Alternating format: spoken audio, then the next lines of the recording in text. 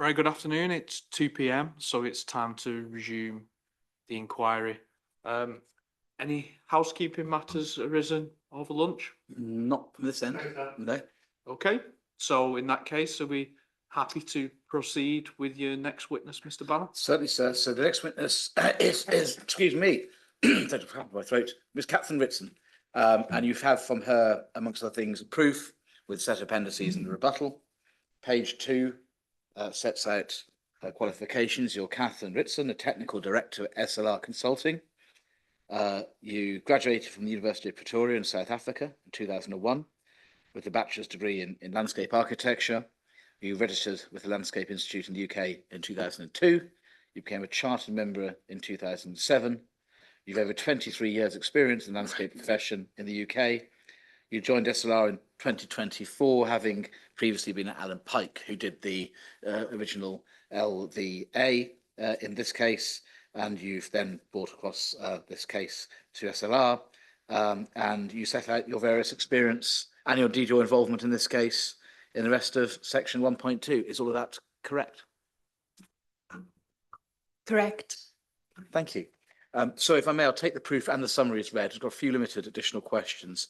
And the first related to your 1.2.9 on page 3, where you set out the methodology, and in particular, Mr. Green and Mr. Collett, earlier in the inquiry, drew attention to the approach of moderate effects as opposed to major, moderate and above, not generally being considered to be important planning considerations subject to the various provisos you set out there.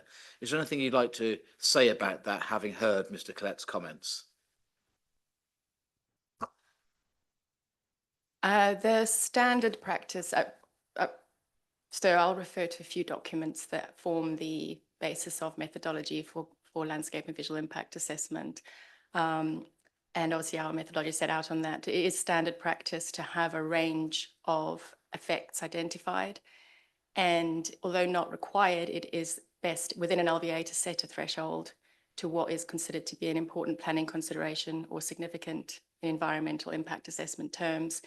And to help you see within the guidance where that is explained, CD 12.2, which is the clarifications on GLIVIA. So can I just explain the 3 documents I'm going to refer to? The first one is 12.1, which is the guidance for landscape and visual impact assessment, 3rd edition, which was released in 2013. The second one in August this year is CD 12.2, which is notes and clarifications on that. And I'll just refer to those 2 for now, but as it's quite a complex methodology that needs to be followed, the clarifications are the most recent in terms of, and if I can refer you to CD 12.2, page 8, if you need to understand those thresholds in more detail.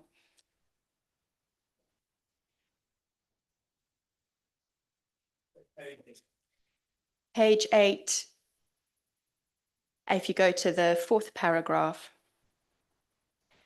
do you like me to read it out now?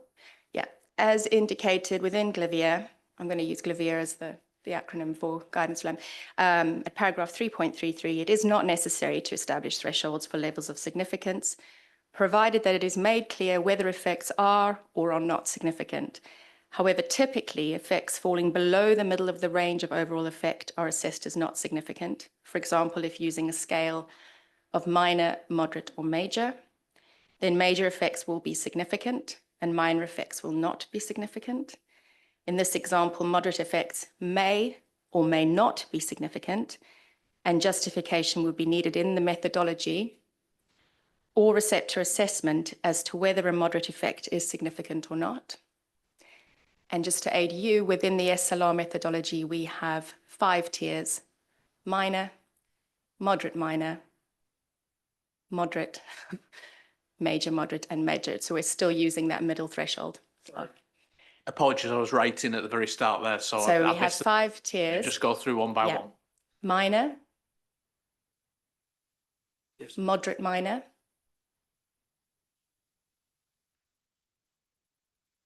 moderate, major moderate, and major. Moderate remains that middle bar that's set by Glivia.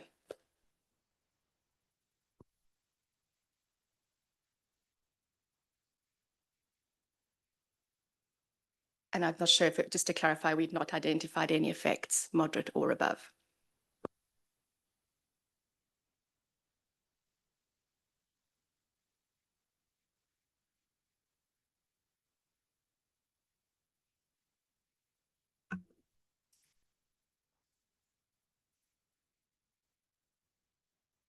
Next stop is 6.4.7 on page 38 of your proof.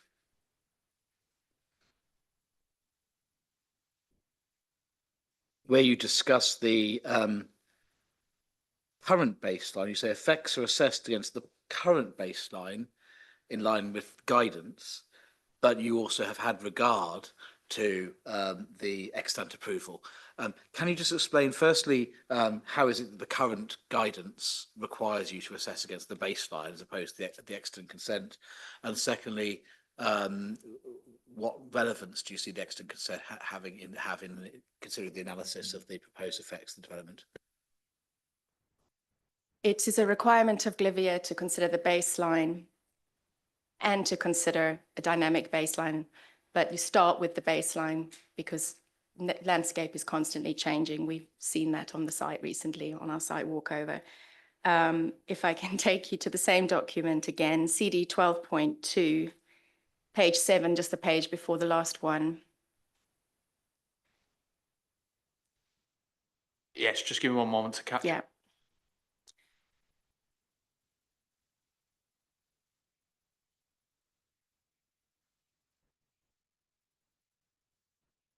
Thank you, I have it. It's just at the clarification 3.3.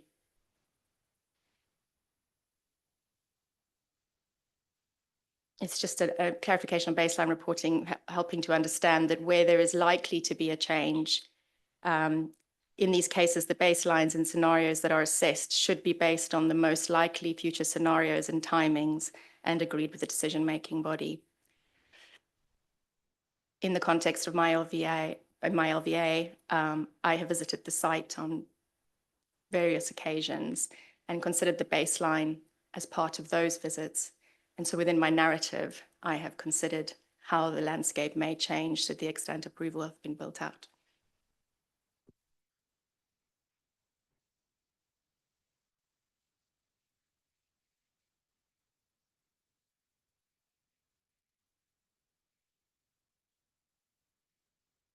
And it was suggested a couple of days ago that you discounted or not had regard to the extant permission.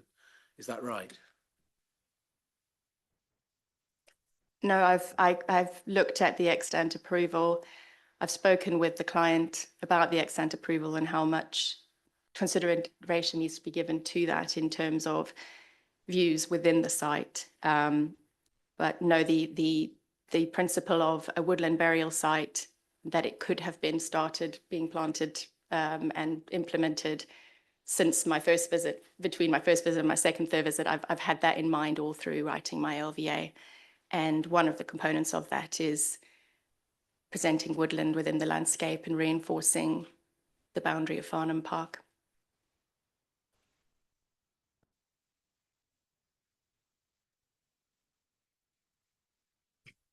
If the extant consent is implemented in that way and does present woodland within landscape, reinforcing that boundary, is that something which is a point in our favour or point against us in terms of considering the effects of the appeal scheme? Does it make the effects of the appeal scheme worse or better?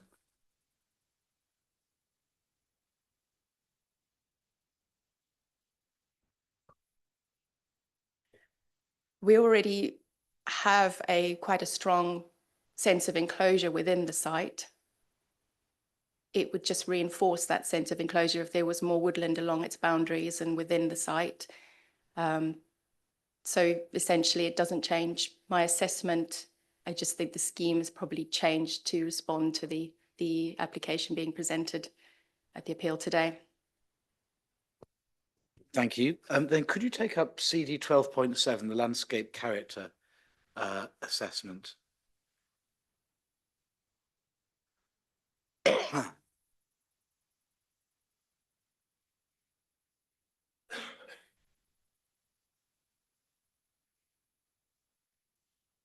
it's PDF page 21.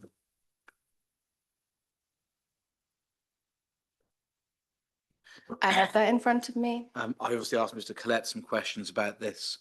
And I'd now like to ask you, what's your judgment as to whether the appeal scheme will undermine, be neutral towards, or enhance the features of landscape value of LCA 6?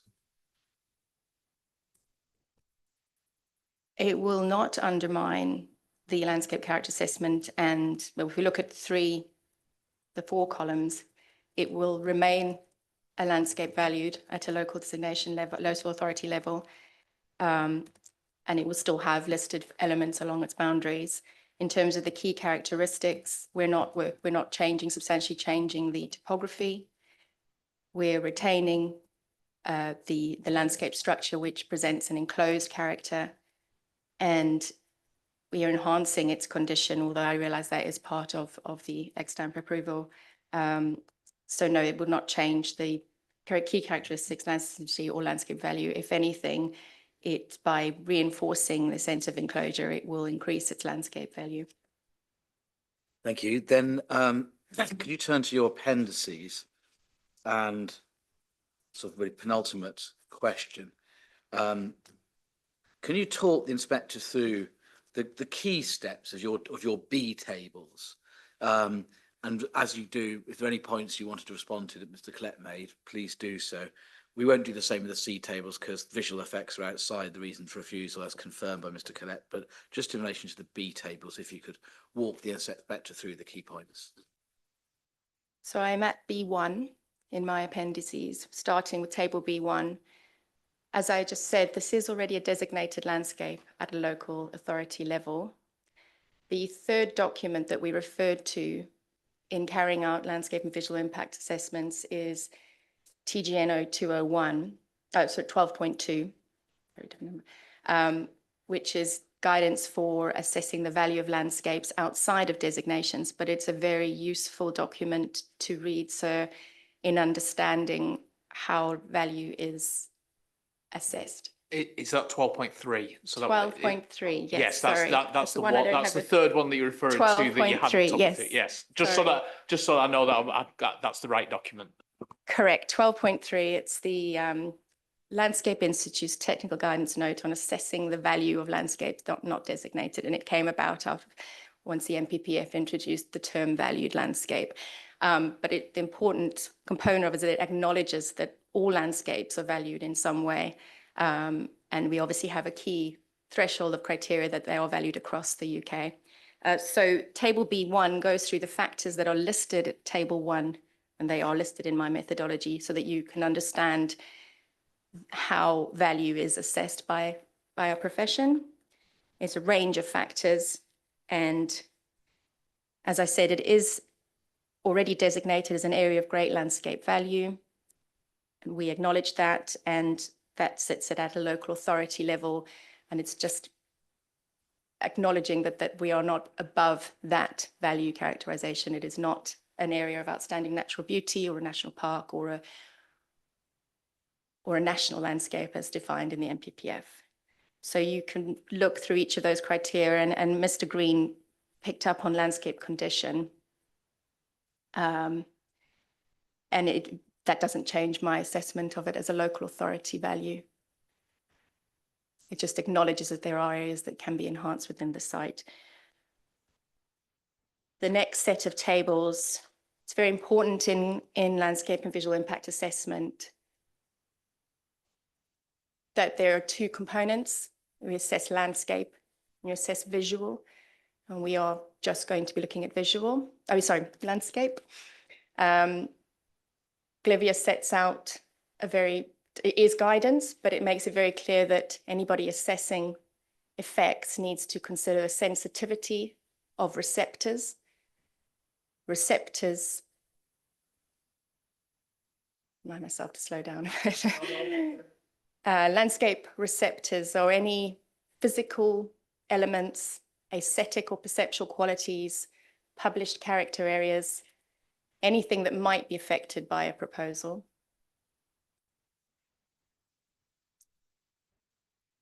And the Glivia 3 was quite a step forward because it made it clear that how much weighting value has in assessing the sensitivity of landscape receptors, and it weighs up susceptibility and value. And another key distinction in Glivia 3 is that any assessment of effects needs to take account of the proposed scheme. Susceptibility, I know there's a lot of jargon, I do apologize. Susceptibility is how susceptible that landscape is to the proposed change. Can it accommodate that proposed change without any significant?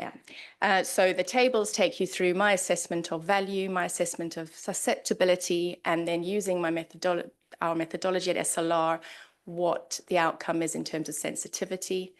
And obviously, you have that table in front. And then the next set of tables assesses the magnitude of change. So there's a very clear process used in Institute of Environmental Management Assessment as well in terms of assessing the receptor sensitivity, the magnitude of change to that receptor, and that results in the effect. Magnitude of change has various components to it and needs to consider the geographical extent of the change, whether it's permanent, whether it's irreversible, the scale of it. And that is set out in guidance. And so I've been through B2, table B3. Make sure I've got the right one. Sets out how I've come to the scale of change for each receptor. And there is wording provided in the notes, but it's really just so that you're not reading the tables independently, but it all relates back to the narrative of my report. Yep. And then B4 is assessment of landscape effects, B5 is assessment of landscape effects, taking that sensitivity, the overall magnitude of change, and whether we have a minor, moderate, minor, moderate, major, moderate, or major effect as a result.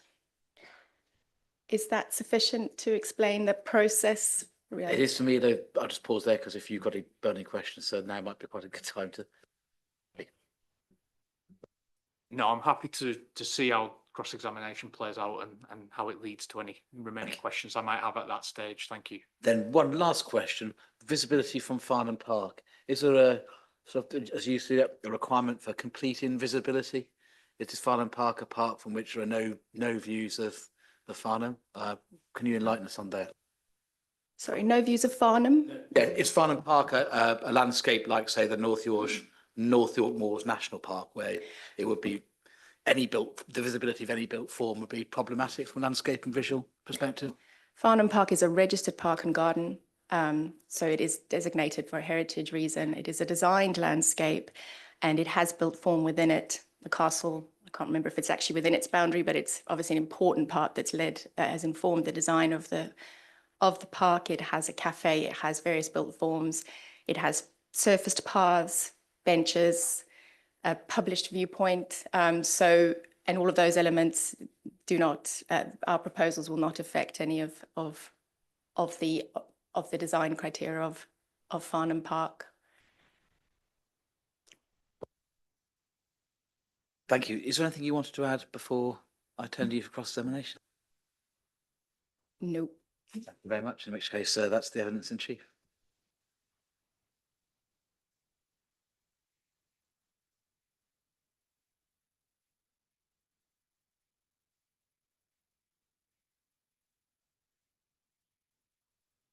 Thank you. Sorry, I was just taking a few moments to catch up with my notes. Mr. Richardson, as you're doing, just get as comfortable where you want to be, and when you're ready, and then Mr. Green, when you're ready to commence, I'm happy to go.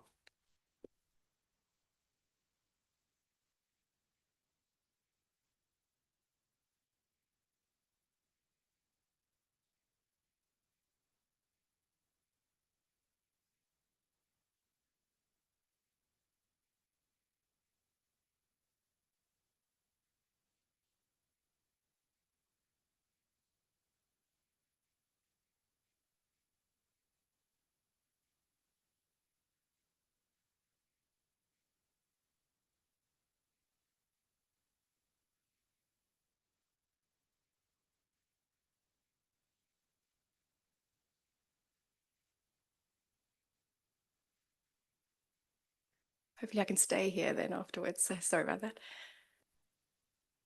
That's quite all right. Just to set the scene, so I'm not going to ask questions about matters, or I'm going to try not to ask questions about matters of judgment, because the inspector has the plans, has seen the land and so on, and the inspector will form his own judgment.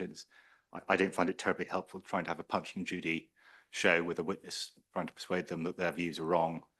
They never already do. So I'm going to just stick, I think, more or less to the points raised in chief by Mr. Banner. Can we go to the, I don't know what the full title is, it notes and clarifications on Glivia, 12.2, CD 12.2, and the page you took us to before, page 8, I think, paragraph 3.5. I have that document. And you took us to, I think, the larger middle paragraph where it says, as indicated at Glivia, para 3.33, not necessary to establish thresholds, but you can, and it's a matter of judgment where they fall. The last paragraph says this: it should be noted that judgments of significance are not judgments of acceptability, considering the policy context, which is a matter for decision makers. So it's not for you to suggest that an effect that is or is not significant in your view is a planning consideration that should or should not be taken into account. Would you accept that? Correct. So when we go to your proof at paragraph 1.2.9,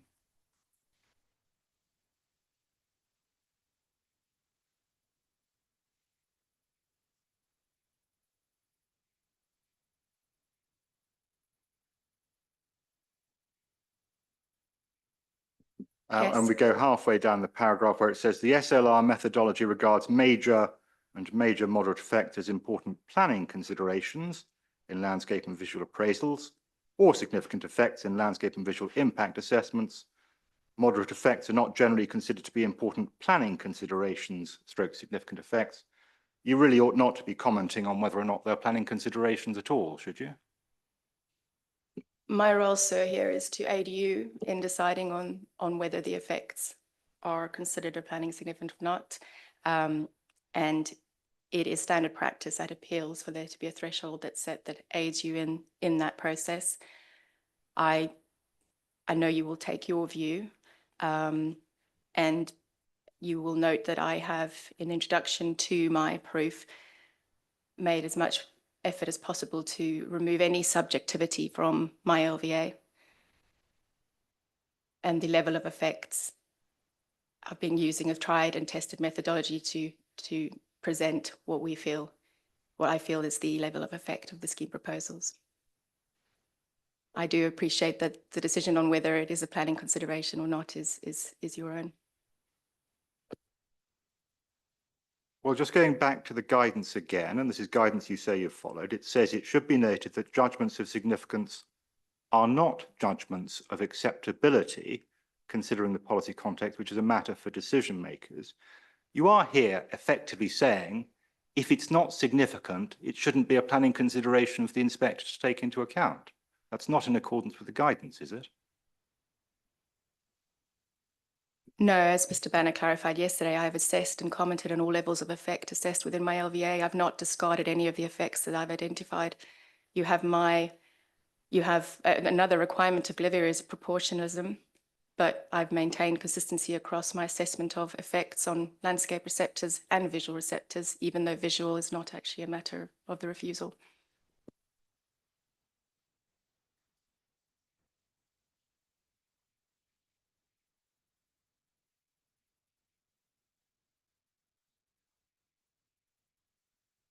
You have the point, so I'm going to move on. The baseline. You say in your proof, and if we can go to your paragraph 5.2.13,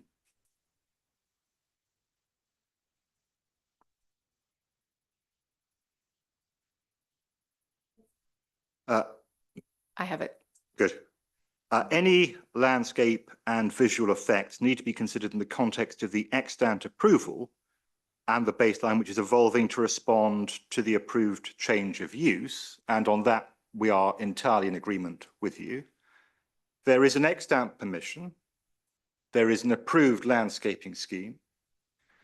In order to make use of the extant approval, the landscaping scheme has to be implemented, doesn't it?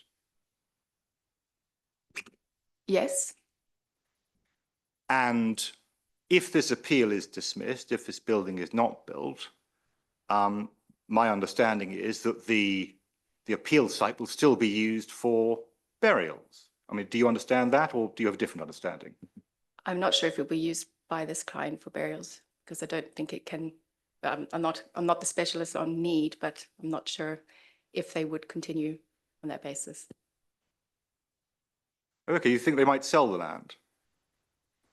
I won't comment on what would happen if this appeal gets refused. Okay. Anyway, assume for the sake of argument that the fallback is, if the appeal is dismissed, that the Ismaili Trust will use this land as a burial space, much like Brookwood Cemetery is being used at the moment. In order for that to happen, the landscaping scheme that's been approved has to be carried out. Yes. Yes. And that is the fair baseline against which to assess the landscape effects of the proposed development, isn't it? No, Glivier requires you to consider the baseline as part of your site survey work, but to also consider how that landscape may change. Well, interesting you say that. You took us to, helpfully, CD 12.2, and at paragraph 3 on page 7, I think it is, it's concerned with baseline reporting, and it's concerned with cases where there's a modified baseline, e.g. an active mineral development site. Should assessment be based on the modified baseline or pre-construction restored landscape baseline? And the guidance is, in these cases, the baselines and scenarios that are assessed should be based on the most likely future scenarios and timings and agreed with the decision-making body. So if that guidance is followed, doesn't that suggest that one should have regard to the landscaping scheme that's approved as providing the appropriate baseline to assess potential landscape effect? I maintain that Glivier requires you to consider the existing baseline, but I also would mention that having acted as a landscape consultant on mineral sites, it's a much different process in that the restoration scheme of mineral site is part of the proposal worked into that scheme proposal. So there are other references to considering the baseline and how it may change. But the only way as a landscape consultant you can consider the baseline is to see the site as it is on the day of the visit. And the photographs included in my evidence and the photograph used, I know we're not assessing visual, but you can see there's only so much I can assess the quality of the landscape, the quality of the views, the character of the landscape based on what is there on site today. Okay. Would you take up Glivier then, CD 12.1?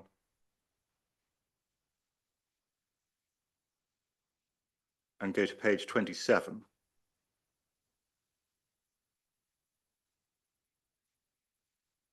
And this is the first of a number of references I'm going to take you to. It's page 26 is the start of the reference, and it looks at components of the LVI process in relation to EIA. And of course, I'm aware this isn't an EIA process, but it provides a helpful starting point. And if you go to page 27, it looks at the components of the EIA process.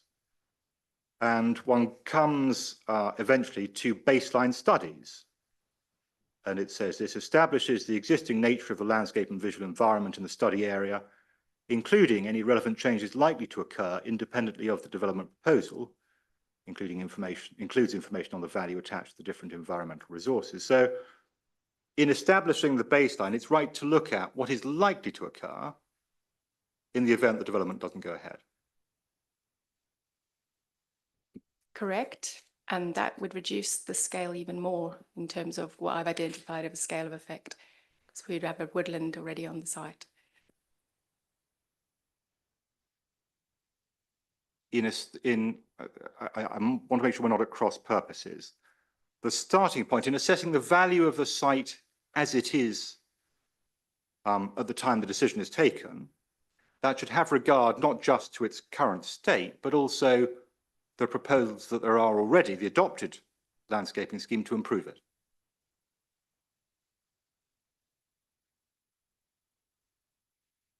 Can you reword that, please? Re-say that. Of course.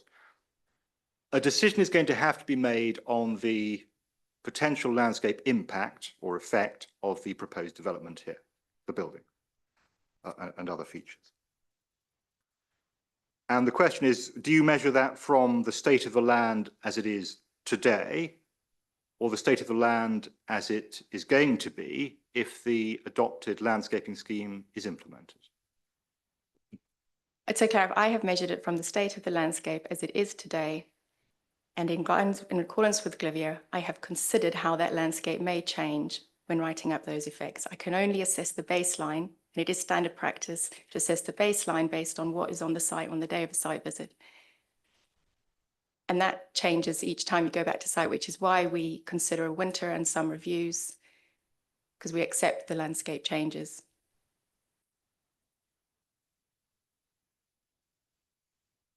If we go to Glivier again, page 86, if you're working from a digital version, it's page 93, I think, but page 86 of the document.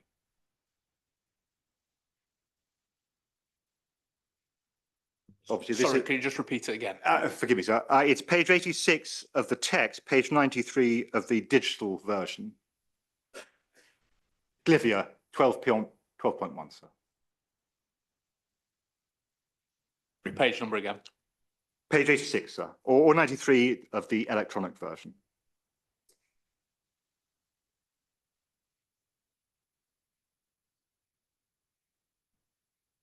Sorry, I do have that.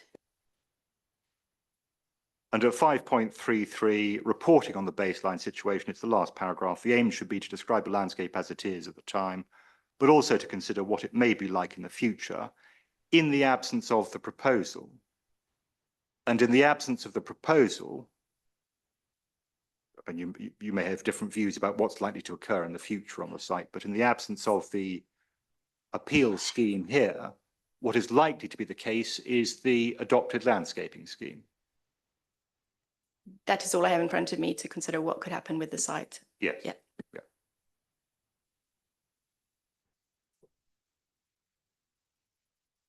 But while we're at that paragraph, the second bullet of 5.33 does explain exactly the process we've gone to in identifying, describing the individual elements and aesthetic and perceptual aspects of the landscape, particularly emphasizing those that are key characteristics contributing to the distinctive character of the landscape. There's no will be in that. If we move on then to your table B1.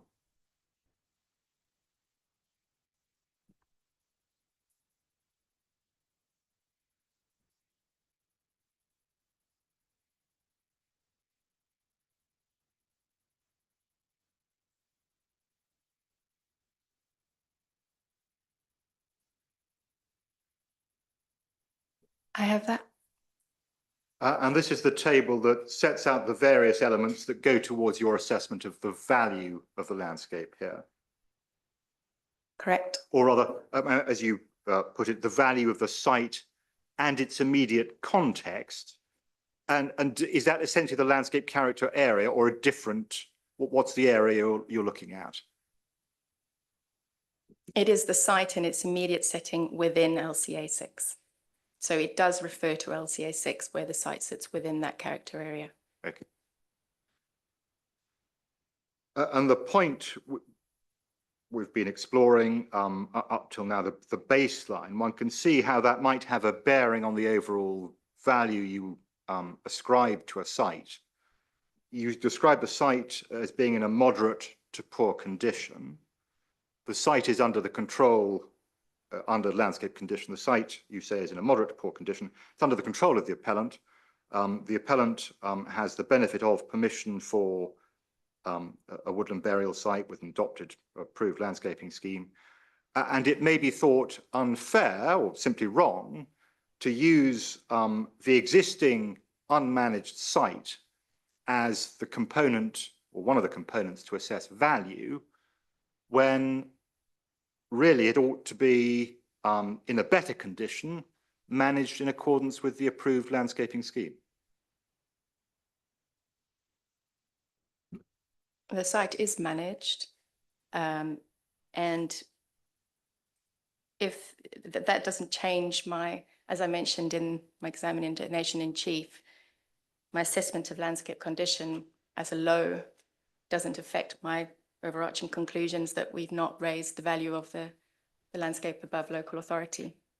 So that it doesn't change my assessment on that page. So, well, Ms. Ritson, I understand it doesn't change the category into which it falls, but within each category, there are going to be degrees or levels of value, are there not? You may have a very degraded landscape that, for whatever reason, is still locally designated. That surely is not going to have the same value as a pristine landscape, properly managed in accordance with an approved landscaping scheme and so on. Both may be designated, but they're going to have different values in the assessment, aren't they? it's exactly why this exists, this technical guidance exists, because a landscape that might not have been managed or maintained, but might have people walking across it and enjoying views towards features, or there's criteria here so that explain how a value might be a landscape might be valued, whether it's in a poor condition or not. So all the factors that are listed there allow us to consider any value placed on that landscape. And yes, you're right, the quality of the landscape is one of 9 of those factors. Absolutely, but this is an exercise you've gone through. It's an exercise the inspector is going to consider. You say the site is in a moderate to poor condition. You say the hedgerows and grassland are generally unmanaged, and the fields contain areas of hard standing and a disused container. That is all as a result of the lack of management of the site by the appellant, isn't it?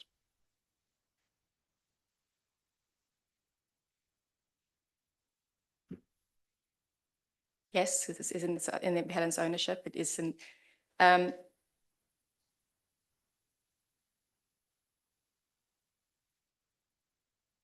If we can go on to the last of the factors, it's functional qualities. The only functional quality you have referred to there is its effect on views to and from the AOMB. Is that right? No, I've identified that it is designated as an area of great landscape value. Well, where do you consider its value as a green wedge? That is written into the, can you remind me where the green wedge is referred to as in the landscape character assessment? Yes. The local authority character guidance. Yes. I've assessed functional at local authority value. Yes, but you've identified one feature of the site. It plainly has potential intervisibility with the AOMB, and I understand that's something that policy looks at, but it has other functional features as well, one of which is that the site is part of a green wedge between Farnham and Hale. That's not something you refer to here, is it? Not in the wording of that table, and it's not a reason for refusal. Coalescence has not been brought into the wording of the main reason for refusal. So where there's a green wedge between settlements, it's not something I've addressed. If you're going to carry out this exercise fairly, you've got to assess all the functional qualities of the site, not just one you've picked out. That's right, isn't it? Agreed. Yes. If that was a functional quality of the site separation, it would have been included within a policy to protect it, the separation, on a separation policy, and it's not within the local authority. Well, hang on. FNP 10 seeks to preserve the value of the land in the high landscape value area, the designation is based on the landscape character assessment, is it not? Absolutely. No, that's, yep. CD 7.4.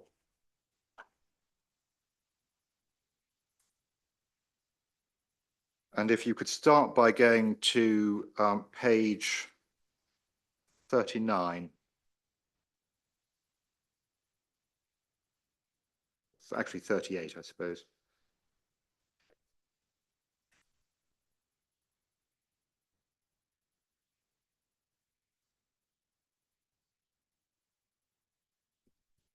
I have that. Excellent. Page 38, paragraph 5.83. The Farnham Landscape Character Assessment 2018 provides the most up-to-date assessment of the landscape character, value and sensitivity of detailed segments of the countryside around the town. And then at 5.85, the neighbourhood plan seeks to retain the landscape character of the areas of a high landscape value and sensitivity as shown on map E and subsequent detailed character area maps, and to avoid allocating sites for development in these areas.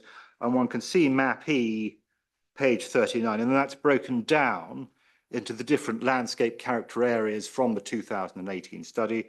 And we're concerned with map E, landscape character area 6, are we not?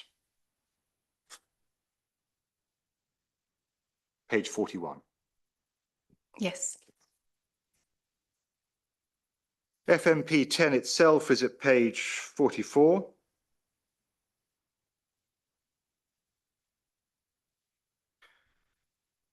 And the policy text begins: outside of the built-up area boundaries defined on map A, priority will be given to protecting the countryside from inappropriate development.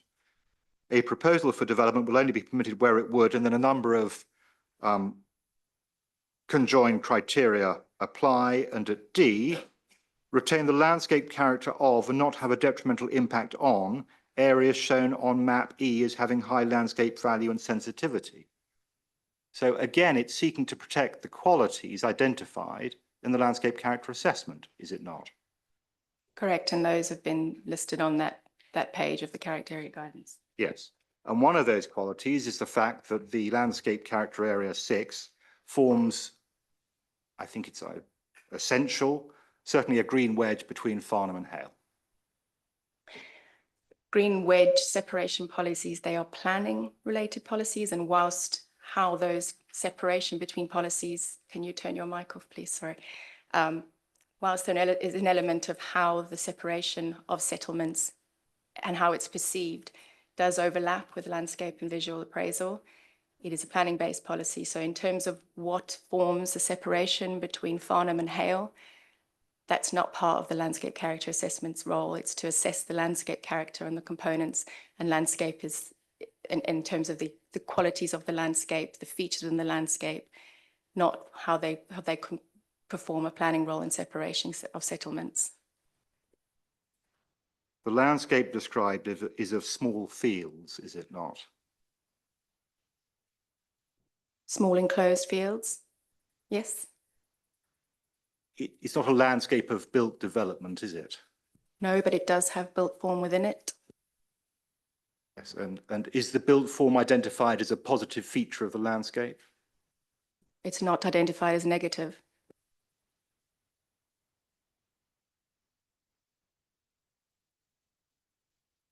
Going to move on now to the other tables briefly. Table B2, that's an assessment of the sensitivity of landscape receptors.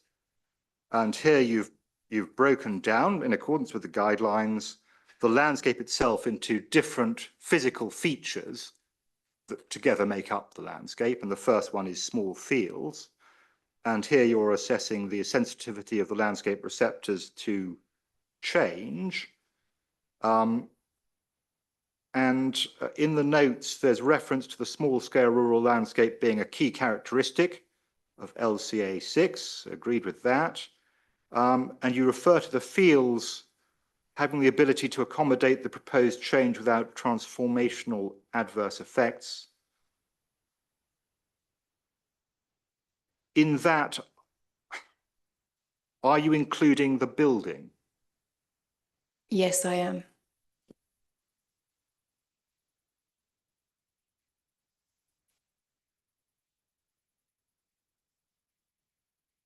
And for my benefit, are you looking at the appeal site in its immediate context, the landscape character area, or a different area? I'm looking at the appeal site and its immediate context within LCA 6. It was an important part of, could you turn your mic off, please? It's an important part of landscape character assessment to consider the published assessment within which a landscape sits. And you will note, sir, an overlap in my identification of features where I have seen them listed in the landscape character assessment to aid you in understanding how the scheme proposals will affect the landscape character area within which it sits.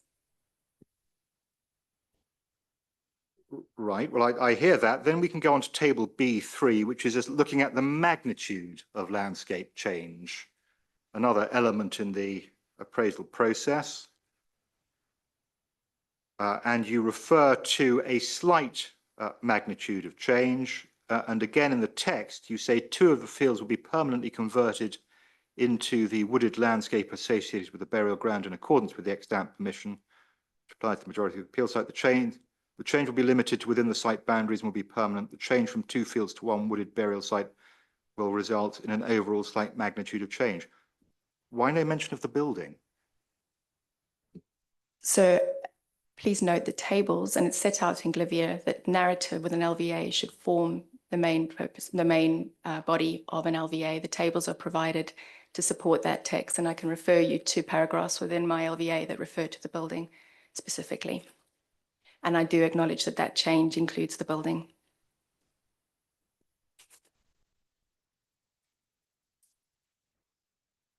I can refer you specifically to paragraph 5.2.17, sorry, 5.2.17 of my main proof. Would you like me to read that out? You've given me the reference, that's all I need. That's all you need? Yeah. And finally, we come to table B4, assessment of landscape effects, and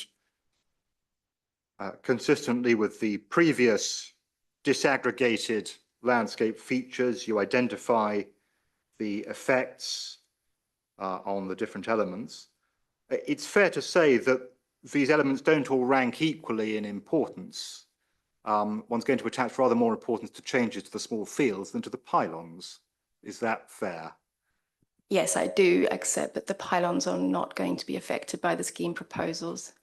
And it's just an important part of this landscape. As Mr. McLaughlin mentioned, it's an element of built form within the landscape that's perhaps been overlooked, but it is an element of the landscape and a detractor within the landscape. It does not change. Absolutely, but in understanding the weight to give to landscape effects. Yes, you're right. The weight of landscape effects on a pylon would be less than on a rural landscape. Yes.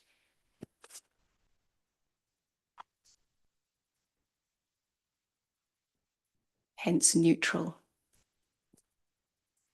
Well, yes, I think the inspector has the point. Oh, just one other thing, the Allen Pike LVA, that was your LVA, wasn't it? Yes. So you've given us 2 for the price of 1. Do you want me to explain that, or was that a question? Sorry. Yes, you have 2 for the price of 1, but more to that, if I can expand.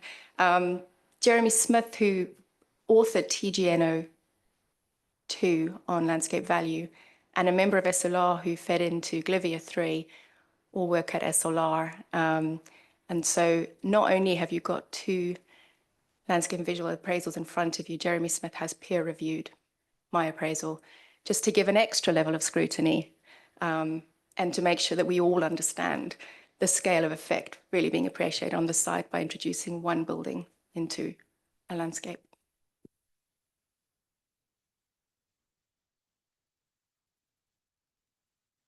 Thank you, Ms. Risson. Thank you, Mr. Green. Are there any questions from interested parties? I'll start left to right. Councillor Coburn, please. Thank you, sir. Yes, thank you very much indeed. I appreciate your qualifications and your tried and tested methodology. As a linguist, I find the words impossible. But what I really want to ask is it only members with those qualifications and using that sort of methodology that can understand the value to a local community of a local landscape? Or is there room for the collective wisdom of people who lived in the area for, say, 40, 50 years?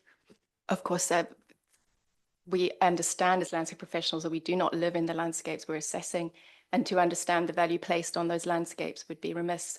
So we are making a judgment based on baseline as discussed. And another reason why TGN02 exists is so that we can make sure that any value placed on a landscape by its local community, whether recognized at a local authority, sorry, I'm rambling fast, whether recognized at a local authority or national level, guidance is set to make sure we consider local value placed on landscapes. So if I could come back from my point of view as somebody who, as you know, well, you might not know, but masterminded the neighbourhood plan, so worked with the community and also sit on the planning committee. If a group of local councillors have all the information available to them, your information generally on landscape, would you say that they are quite capable of coming up with a reasonable, intelligent response on landscape, or do we have to have qualifications? Basically, you do not have to have qualifications. It probably would be best to submit an assessment as part of this appeal process. I believe that could be done as a third party. And I know that you have submitted some third party reps. Ideally, they would show a clear methodology that aligns with the guidance. It is guidance, and it is aimed at practitioners and planning authorities or having to make decisions. And it is tricky to read, but it does help everyone understand a process, and process is key on it. I take it your point that it's key. It's still unintelligible to the ordinary person. Minor, major, major, minor. I sort of thought I've lost the will here. But what really worries me is this word harm, and it worries me tremendously because to me harm is harm. And is it true to say in landscape terms that the size of either a building or a path or whatever thing else is sort of changes the level of harm, or is the harm caused by introducing built form into a valued landscape? I do accept that there is harm associated with introducing a built form into any greenfield site. It's the level of harm that needs to be assessed, and you've got appeal decisions in front of you that show different scales of harm, and that's that magnitude of change. Again, just making sure that there is a way of establishing what the overall magnitude of change is when you consider not just a footprint of a building, not just the height of a building, but whether it's going to be there in 50 years' time or whether it's a temporary. So another convoluted part of my job is making sure that we are transparent, consistent, and proportionate. And that means that we have to weigh up these changes alongside the guidance to make sure that the level of change is fully documented and explained, however unclearly. Well, it's just always this is loaded vocabulary by definition. You know, we're looking at things that you can't put into actual numbers. So we know that. So you said that this will result in limited harm, you know, and we've had minor, major, and all the other things. And, you know, what I find so difficult with something like this is that this is a landscape, an area that we have looked at, that we got landscape assessment, that we looked at all the evidence that was available to us at the time. And as a town, twice, we have come to the conclusion that this is a highly valued landscape with high landscape value and high landscape So again, how did we get it so wrong? Speech. Yes, I need to be careful. Yeah. You go. The question was lost, and it was a statement. And I think I do. I have the point of where the policy is in terms of and what was found from the evidence leading through to the neighbourhood plan. I don't think it needs necessarily be reiterated in the inquiry. If we can just focus in on the question that's been put, please. I'm sorry, sir. I do apologise. And the question was, how did we get it so wrong? But I think you've answered that. Don't worry. I'll pass over to Councillor Powell. Thank you, Councillor Powell. Thank you very much. So in your evidence, you stated that you had referred to the 2010 exit permission. Have you also looked at the conditions, the associated reasons and informatives? I don't have them to hand. I have looked at them, but I don't know them by verbatim. Is it something to bring up on the screen to answer the question? I think it would be quite helpful to have the decision. Can you tell made. me the document reference? Sorry, please, just clarify the document reference so we can all get there, if that's okay. So it's within parts of my evidence, but in parts of my representation are maps of the ex-ante proposals that have been. You mentioned the conditions. Yes, and the conditions are referenced in there as well. I haven't actually included a copy of the documentation because I assumed that the current permission on which the entire appeal is determined or is dependent would have been included. Oh, thank you very much. I'm sure somebody else would have included it. I'm sure I did. Which page would you like me to refer to?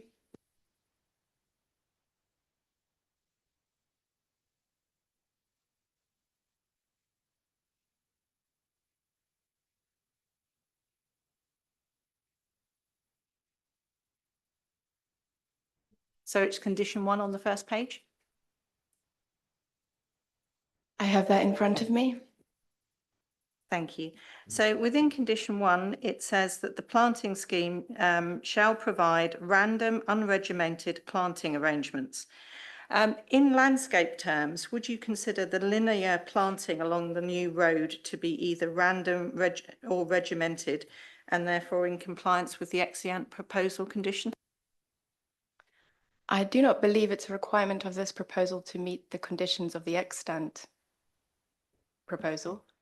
Would you describe it as regimented and unregimented and random? I'm glad you asked that because it's a point I wanted to bring up.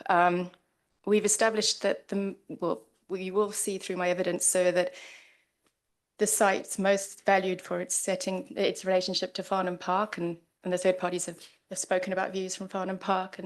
And I've visited Farnham Park on several occasions, not just in this work, but previously. And I just wanted to draw reference to Farnham Park as a designed landscape.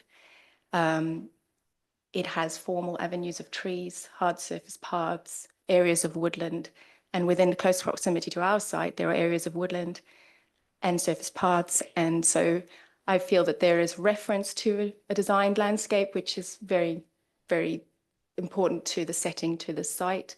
I was introduced to the scheme once the landscape proposals had already evolved and had been completed. And as Mr. McLaughlin mentioned today, the design of the building and the design of the landscape have all been done integrally alongside each other. It's one scheme. And I have from day one felt that this landscape proposal and the new built form is highly appropriate to its setting. And that is my professional judgment and my opinion. I visited Farnham Park, I visited the area, I visited the national landscape surrounding Farnham. I used to live very close to Farnham and I know them very well. And I know that this landscape and the way it's designed is fully in keeping with the adjacent Farnham Park and will be an enhancement in the long term to Farnham Park, in my view. And if I can just elaborate on that, we noticed on site that the boundaries to Farnham Park, which are referred to in the LCA as substantially mature, have deteriorated recently, and this is an opportunity to reinforce those, whether it's through the extant approval or through the appeal proposals presented before you. It's an opportunity that I would be looking to grab hold of if I were you. Yes, and observed that on the site visit, it was noticeable that the people were walking in Farnham Park, and you could actually see them through the existing site boundary. Just to be clear, that's always been the case. And there are thousands of hours, voluntary hours spent every single year maintaining Farnham Park. And that is a statement, and I apologise, and I won't do it again. I'm just slightly upset about the voluntary hours that are spent there being. No, happy to accept that for context, because I did offer the view that I did see that, so it was in response to me rather than to the witness, so that's fine. So one other question, obviously you've been to the site, you've discussed it as being the baseline. one of the, or in fact, the only thing that makes the 2010 application as having been commenced is the installation of the new hedgerow. Are you aware of the maintenance requirements for that hedgerow? As in a management plan approved? No.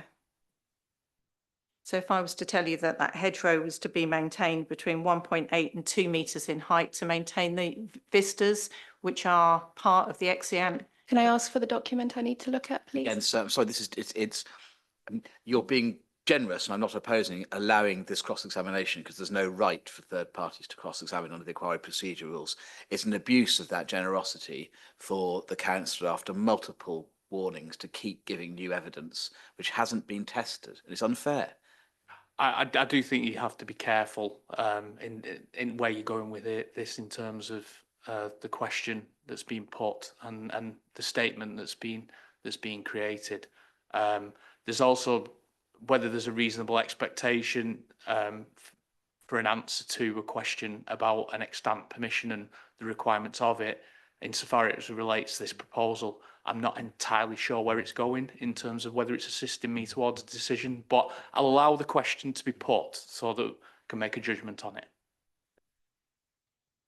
Thank you. I think the question I'm trying to raise is I understand there is built form in Farnham Park. You've made that very clear. There are also areas that are very unmanaged, and that's actually very deliberate for habitat. And the Exeant proposal and the woodland burial site was very random, deliberately, to continue that theme. And I'm trying to understand whether the planned oak tree boundary, you've seen the size of the oak trees in the veteran tree belt that are immediately adjacent to the site, they're highly protected, whether that huge mass of oak trees is over time, and you know, the earlier evidence that was given was we should think about 4 to 5 generations. Those oak trees will be, I don't know, 20 metres tall. They will be very tall over that time period, and whether the views will then be lost, and whether you've taken that into consideration. I could confirm I'm happy with that question because it's something that would assist me because it's a question I would have asked anyway in terms of the effect of tree growth on some of the vistas that you may have observed as part of your assessment. Thank you. Answering your question, but I will jet. So you would have seen that the southern boundary of the site is in need of enhancement, and it does in part have a tree belt along it. And mature oak trees, yes, they can establish to 20 metres high. We've got one on site that is a beautiful feature of the site. Never had someone object to oak trees being planted on the site. But can I just remind you of 2 things? So that there is a landscape proposal here, and there are draft conditions that allow for specification of that planting to be considered in more detail. I am of the view, my own personal judgment, that introducing height along that boundary is highly appropriate, and that because it is the lowest part of the site, I think where you were going so is whether that would affect views from the higher parts of the site. And the section that Mr. McLaughlin referred to demonstrates very theoretically that it doesn't. I need to find that in my here. This is a cross section within the DAS that shows the built form nestled in the lowest part of the site. It's the vistas across to Surrey Hills, I think, and some of those viewpoints that I still do need to visit, particularly from the Farnham Park side. I need to observe them unaccompanied at a certain point. I have seen some of the vantage points already, including from the request of view towards the highest points of the site.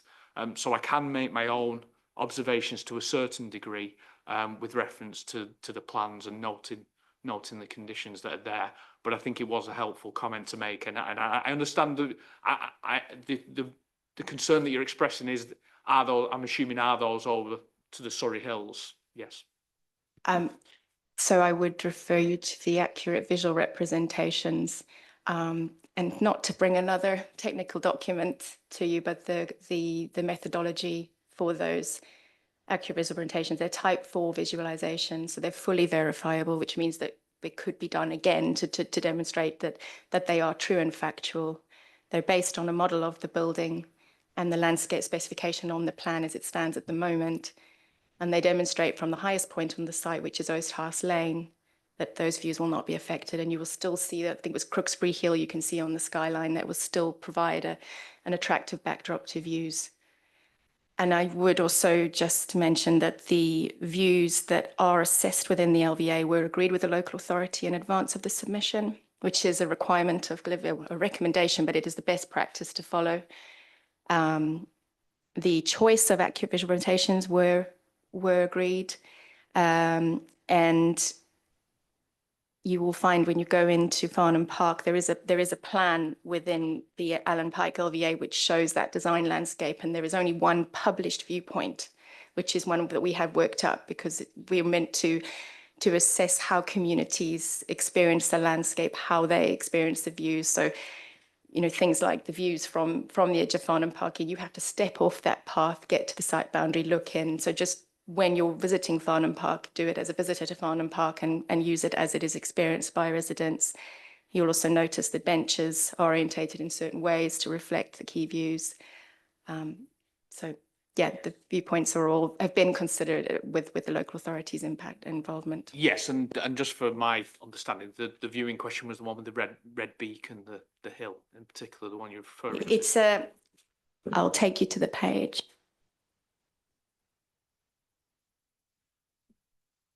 It is core document 1.14 part 2. The first page shows the zone of theoretical visibility and the localized effects. But if you go to page 20, I've brought in the visitors map because it explains how the best I have in terms of understanding the most valued views from within Farnham Park. And I've zoomed into the zone of theoretical visibility there for you to see how we've chosen those viewpoints. The green is filtered by vegetation. The purple is potential for views to the built element. And it's a very theoretical, it's a computer-generated zone of, computer-generated zone of theoretical visibility, which is based on bare earth terrain and LiDAR mapping.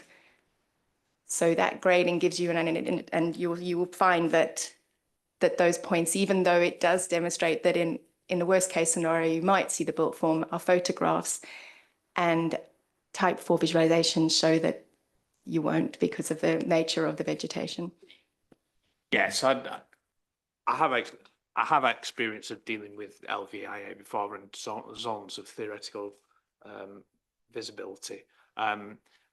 Just for everyone's understanding and to make sure I'm correct on that. So the point is the LiDAR model does a sweep, and basically it sets a threshold, taking account of all the computer numbers about topography and features that are there, filters it down to create this figure 13, and then you then do a further exercise that's basically on the ground exercise that then looks at it and so it kind of filters it, so things that it probably wouldn't pick up from standing in that particular position visually, you then can portray that from a photo montage or whatever perspective. Just sorry to correct you, but that there's a bare earth ZTV and then the LiDAR, they're overlaid to show a difference between if there was no vegetation, no built form, nothing on the ground, overlaid with all the elements that LiDAR picks up.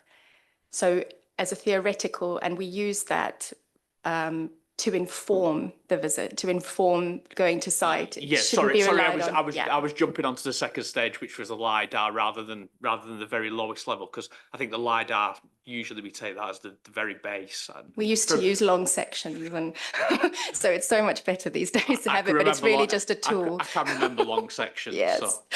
Well, actually, is why Mr. McLaughlin's section is very handy, because that's how we used to do it. If you have a building and you have a person and there's a line between the two, you can tell. So. Councillor Powell, sorry for interrupting any flow that you had at that point. I think I'm out of flow at this point.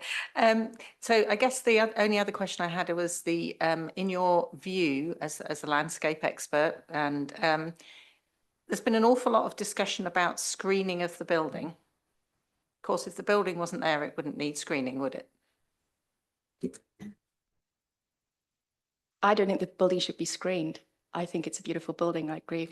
And I look forward to going back to seeing it within the landscape. So the fact that it's been designed with the landscape architect, and it's clearly been a partnership between I am a landscape designer as well as a landscape assessor, but it's highly appropriate, and I think that it's recognised an opportunity to reinforce the boundary of Farnham Park and to integrate a feature of Farnham Park as part of that design.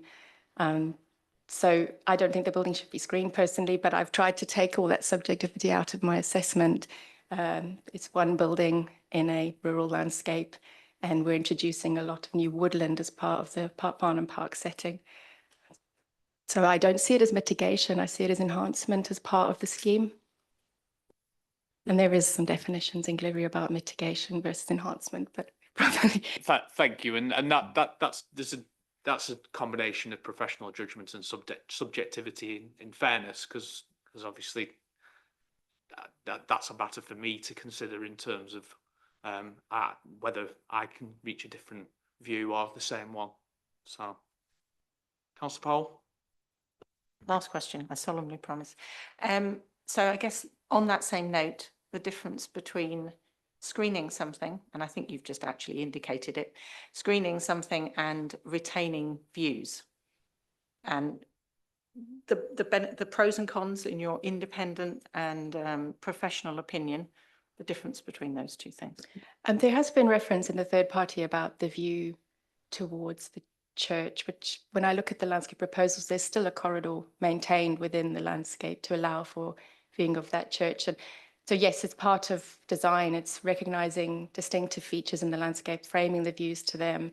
The landscape that's presented in front of us has clearings to allow for a sense of views out across the landscape at elevated points as well as in the lower parts of the site. So yes, landscape design involves screening when it's needed and working with the architect to ensure that any built form is worked into the proposals. That's the principle of landscape-led design, is to make sure that it's all integrated as part of the process. I'm not sure if that answers your question. You're asking if views were a consideration of the landscape proposals. They were. From the layout I'm seeing, they were. And I guess you've discussed about the retained views across to the church as opposed to the views across from Farnham Park to Surrey Hills, which will obviously be more impacted by the woodland. In my, and your view is not. Yes. Well, we still retain a view to the church, and the views from Farnham Park are not affected.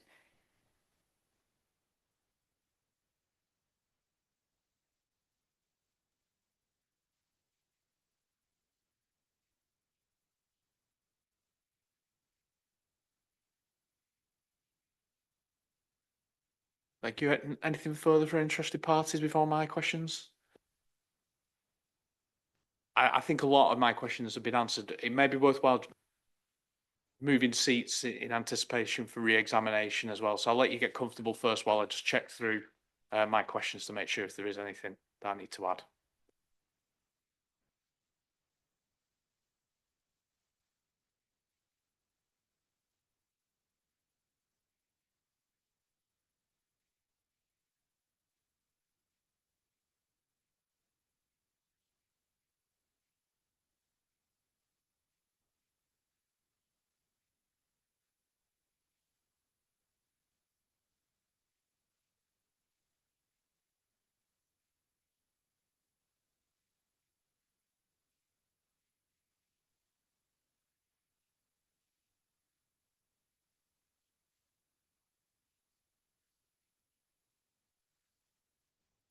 I do have some questions. Some of them are just purely points of clarification.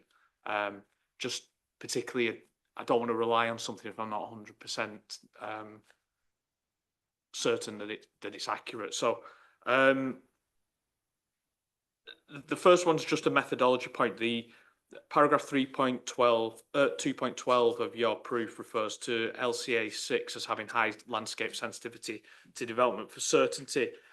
Is this with reference to table 1 of the landscape character assessment? So that's CD 12.7, because that seems to go assess each LCA against 6 attributes at a scale of 1 to 5. There seems to be quite a mechanistic scoring, and I noticed it in one of the more recent appeals in the locality where the landscape, it was attributed to a figure, and that's what it was basically a threshold. Is it the similar process that's been applied? There is a scoring within the Yeah, LCA. I think it was 19 Yeah, or something I like would the need to bring it up. I threshold. know it wasn't the highest. Yeah, I think that- 16 perhaps, but I would have to Yes. remind myself.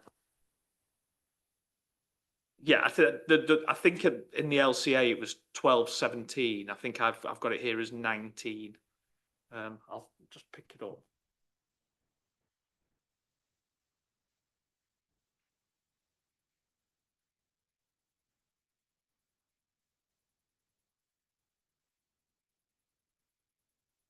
Fortunately, I didn't write down the It's actual number.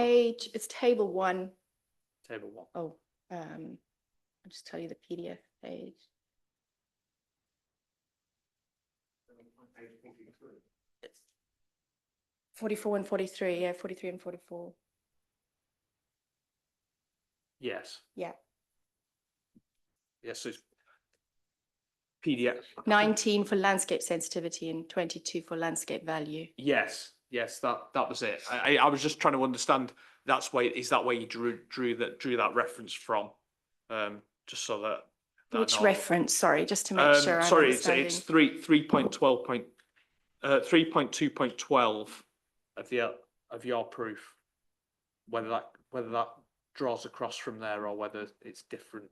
Yeah, I haven't gone any further than it being a high landscape sensitivity, high landscape value, but I've not delved into the scoring. Right. But I think what I'm trying to also make clear that this assessment was for a scale of development associated with informing a neighbourhood plan. Yes. Understood. And then just turning to plate 3. What on your photographing your proof? So it's, I think it's page 18 of proof. Yes, I've got that. And it's just a point of certainty and clarification. The first photograph, it says view from the eastern boundary towards the church pylons and distant Surrey Hills. Having been to the site and discussions about compass points, should that be western? Am I on my page 17? Oh, sorry. It's the view, the very top one on page Yeah, I've 18, got looking you. towards the pylon. It says view from eastern boundary. I was wondering whether that should it be western? No, No. that is actually where the new hedgerow will be going under the pylons. So it's the eastern boundary of the appeal site. Am I correct?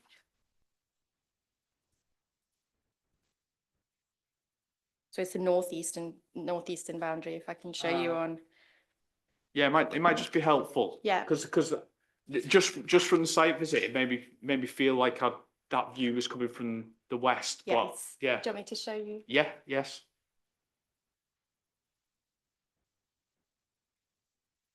Just I don't want to miss. Northeastern, so the pylons are pressing, so you can see the canopy of the tree. Okay. Yes. No, I was getting mistaken. I was getting mistaken from some of my photographs on the site visit that look very, very similar. I remember having the same problem with my different perspective with Yeah. the pylons. Yes, I get that the compass points come around. That's fine. Thank you for that clarification. That's helpful. Right, turning to paragraph 5.1.8 of your proof. I'll just pull it up. I have that.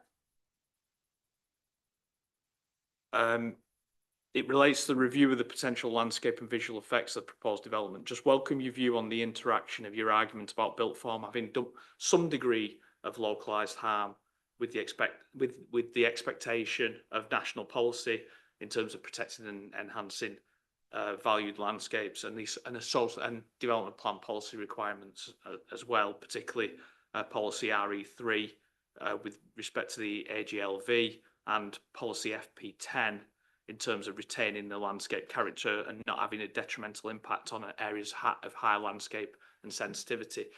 And I know you're talking about the weighting of the 5 criteria and it's sitting below that, but I think that's the difficulty that people sometimes have, is that the wording in policy is protect or enhance, and that any suggestion of harm or change results in the suggestion that it doesn't protect. Now, I'm assuming that's where Mr. Banner was maybe driving yesterday with the sphere of tolerance effect. Can you explain your understanding of the sphere of tolerance in the context of like the work that you've undertaken on the LVIA, how it sits with those policies, so that there isn't a misinterpretation by anyone, including myself, in terms of what your findings of harm actually mean in terms of when we're looking at policy? So I'm very happy for Mr. Richardson to answer it, but probably more matter of the plan. Obviously, Mr. Collette was answering that as a planner, but just to flag up, I probably want Mr. Steele to deal with that point too, because it's about policy interpretation rather than landscape analysis. No, I have equivalent questions for Mr. Steele, but I think it's helpful for a landscape expert, I think, to quantify their understanding as well in this context of how it might inform. Obviously, mindful of not leading me to a judgment necessarily. It's just that understanding, so there's not that misinterpretation, because harm has a different connotations, maybe in a landscape sense, compared to how it may do in a policy sense. So policy RE1 and RE1 and RE3 do allow for change within the landscape, and introducing built form could be one of those changes. The SLR methodology is quite specifically transparent on the effects of introducing any built form into a greenfield site, simply because to start to judge whether that's an attractive built form or not just opens up subjectivity. So it's just a line drawn within our methodology that if there's any built form introduced, it will have a level of harm. So I do acknowledge slight harm associated, but when it worked within the landscape proposals, that harm needs to be considered in the context of the landscape proposals. Does that answer you? Yeah, yes, that was what I was looking for, really. It's understanding the distinction between what harm might mean in an LVIA term in comparison to how that it can't be translated necessarily directly to a harm in a policy sense. And the very fact that there's a notional degree of harm to the introduction of anything. Correct, yes. If you took a hard and fast rule of harm via an LVIA, you would not be able to build anything anywhere. You might not be able to plant oak trees. I mean, there's a lot of, some people don't like certain plant, so there's any change may be viewed as, but it is come out of appeal decisions that built form in a greenfield we've acknowledged as a harm, and then worked with the designers to make sure that the landscape proposals make sure that harm adds benefit as alongside the scheme proposals. Yeah. So now, obviously, I'll get into a more planning focused discussion with Mr. Steele as via following any cross examination, any remaining questions that I might have. But I just thought at this point it was an important distinction, because my understanding is via the if you were to strictly apply the LVIA methodology on a protect or enhance basis, that you would find harm in every case, which would mean that there would be no development whatsoever. Exactly that. And so whilst Mr. Green was saying that it's not my role to say whether it's a material planning consideration, it's why it's so important to give you a clear way of understanding the harm alongside the benefits without doing Mr. Steele's job. But so it's presenting to you ways in which there's a transparent, objective way of looking at what the change will be. But yes, you're right. If that's a key component of the SLR methodology, is accepting a level of harm for any built form, and in this case, it's a slight level of harm. Yes. Yeah. No. I just thought that was an important point to tease out, and I'm grateful for Mr. And I understand your reluctance when I started, but I needed to get that point of understanding that they're not necessarily translatable as like for like. Now, the irony of Glivia 3 is that if Blenheim Palace had been constructed in the Glivia 3 area, it would have been a major adverse impact on the landscape and a major adverse visual impact, even though it's one of Britain's finest buildings. Which is why one of the landscape receptors is woodland, so that you can see that there's benefit to other elements as part of the scheme proposals. Thank you.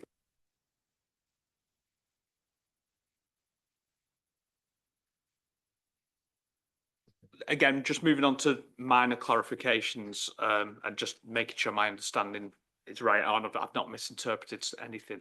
Paragraph 5.2.7, where you refer to the appeal site forming a small part of LCA 6 overall.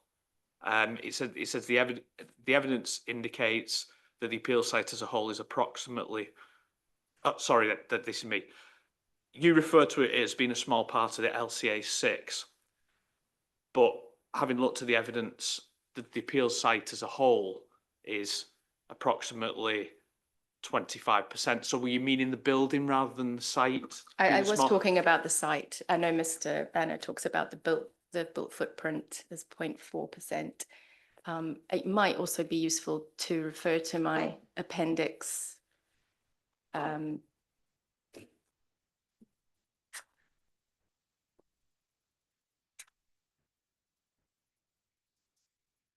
Appendix D. The second plan, if it's useful to you, sir, is to also show the appeal site in the context of the area of high landscape value and sensitivity of Farnham. Okay. And we've been talking about various appeal decisions that are focused LCA 6. We've not looked beyond that, but that plan might be also quite useful as an area measure.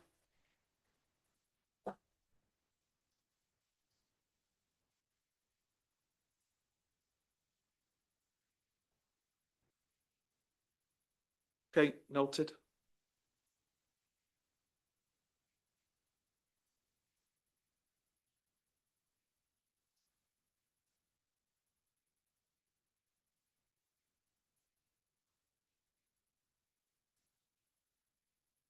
Covered quite a lot of the ground. The only other one was paragraph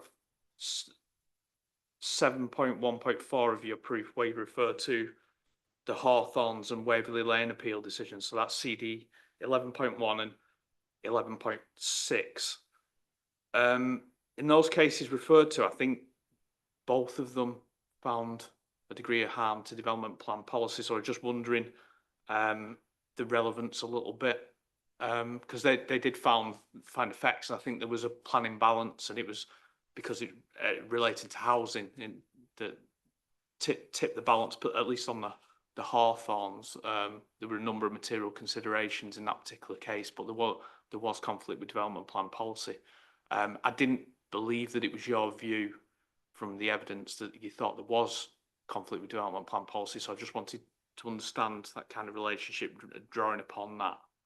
Yeah, so the main relevance of those two appeal decisions within my proof is acknowledging that where our site sits within this area of high landscape value and sensitivity,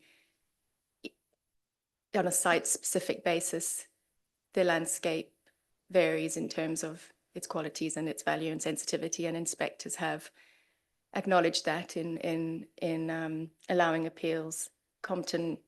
Old Compton Lane, I think, is literally abuts the national landscape, and part of it is within the national landscape. So, yeah, it was really to give that context that there is a variation acknowledged across the land, because it is quite a large area of high landscape and visual sensitivity that you saw on that plan. So, does that answer the question? Yes, I was just giving you an opportunity to make sure that it wasn't a suggestion that they should be treated in the same way, because obviously there are different appeals for different things. Different appeals, different levels of change. Yes. Different proposals and different sites.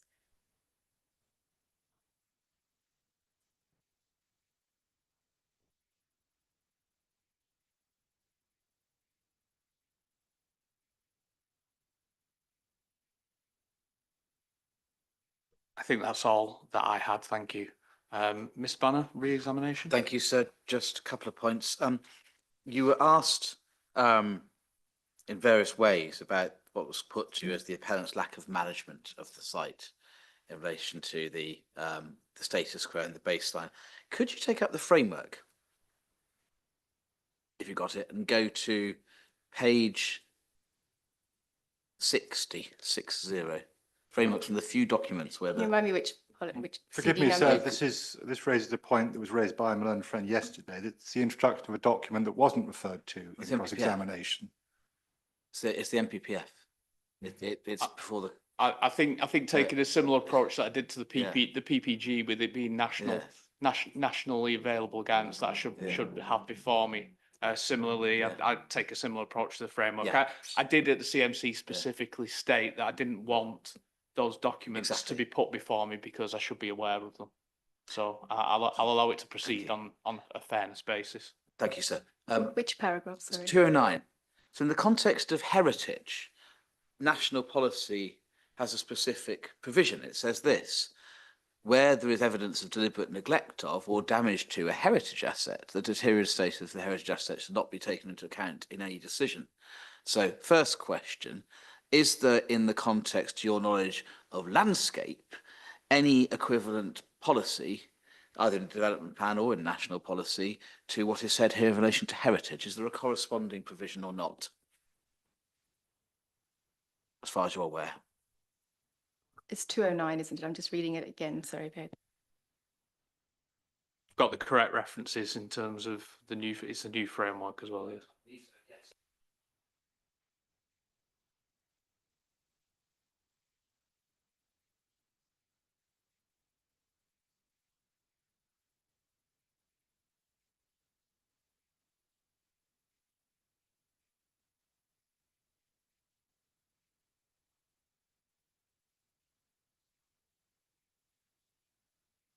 Myself of the national value. Just give me a minute. The landscape part is at 187. So in 187, in relation to landscape, do we see anything like 209?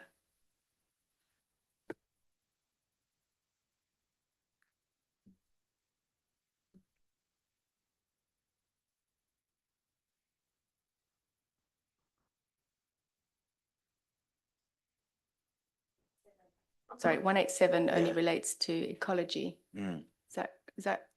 Did I get the wrong? So that's because I've got lots of track changes on mine. I think it's because it's the latest version to. So I think you're on a different version of the framework. Are you on the December 2024? They changed the paragraph numbers. Got 10. Okay, bear with me. Yes, this is the complication of the new framework being Every published. single time. Being published last week. Every single time they change the numbers. So on page 60 of the December 2024 version. I've gone into 10.1 on the core document library. Oh, that might be the old version. Don't worry, I'll deal with Mr. Steele. Sorry, it's okay. It's absolutely I fine. can get Are it. you aware? That's very kind. I'll deal with if you're not familiar with it, I'll deal with it with the planning witness. Are you aware of any allegation in evidence that the appellants have committed deliberate neglect or damage to the landscape of the appeal site? Has anyone ever suggested?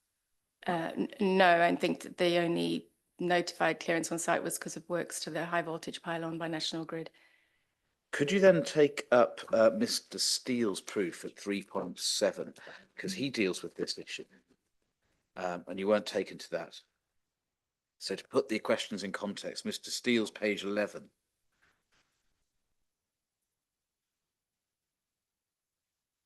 On this point about whether there's been a lack of management, which should have taken place under the permission, the extant permission, so it was put.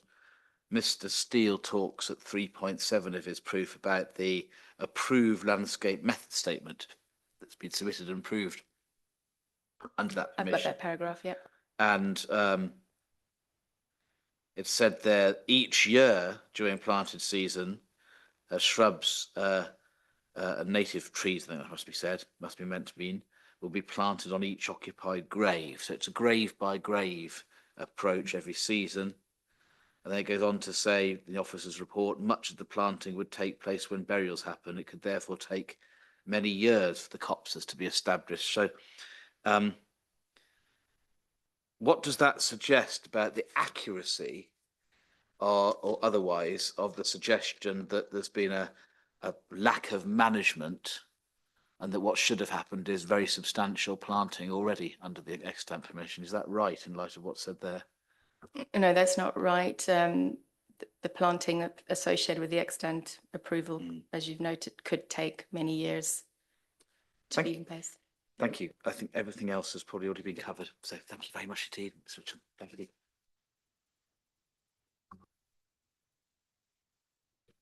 Thank you, Ms. Ritson. Thank you, Mr. Banner. That concludes your third witness. And we're well on track in terms of timing. Actually, we're going to finish a little early, it looks. Well, we'll see. Any housekeeping matters or queries before we adjourn for the day? Have agreed a note on the corresponding MPPF paragraph numbers rather than bothering you with a hard copy now. If we can just send it to the case officer. I think the agreement is the numbers have changed. These are the new numbers. Nothing substantive has changed. Yes, if you could send that, it'll be IQ 10. If you can just send that through as IQ 10 to the agreed version to the PINS case We will. officer. And I'm going to call it IQ 10, but that's just because there were some ID references already Yes. in there. So I'm just trying to distinguish in my own mind between the two. So Very well. yeah. Some inspectors do vary. Sometimes we call them ID, sometimes we call Yes. them I, sometimes we call them IQ. It just depends. Yes. So, yeah. Thank you, sir. Well, that's a wrap for 2024, as they say. Well, I thank everyone for the contributions today and on previous days for those who've attended. We will reconvene in the new year. We have got where we wanted to. As far as I'm aware, there aren't any pending actions or work other than that document to be sent through to the case officer. So I'll just await that. So all that's left really is to thank you all and wish you a good holiday period for those who celebrate it and New Year. Thank you, Thank sir. you. See you in the Okay. new year. And I'll come It's- with a new box. 15:37, the inquiry is adjourned until week 2 in January. Thank you.